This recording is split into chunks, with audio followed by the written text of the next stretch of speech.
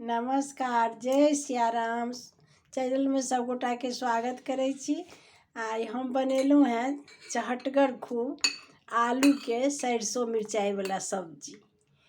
आई कहियो कहियो मन होइ छै ने जे नीक तरकारी खाए कन चहटगर, तो आई हम बनेलू आलू के तरकारी। जेना एक पाव आलू में 4 चम्मच सरसों देवे और 1 चम्मच जीर, 2 चम्मच धनी गोट और अदरक के कई टुकड़ा और 2टा टमाटर और मिरचाई नमक अपन हिसाब से जेहन खाइत है तेहन द के खूब बढ़िया से पीस कर मसाला तैयार कर ले।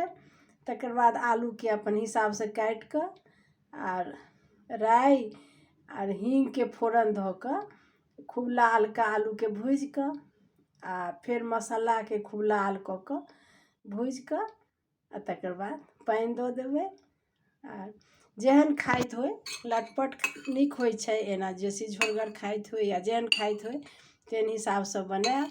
आ पराठा पूरी चावल हमरा घर में तो सबके भात संगे बड़ नीक लगे छै, तो हम तो भात संगे सब गोटा के खूब नीक लगे छन, तो भाते संगे परसू खाऊ आ बनाओ।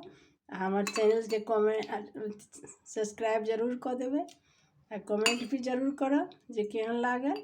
सरसों वाला तरकारी आलू के बहुत टेस्टी हो छै, कहियो कहियो मन करे छै खाए के।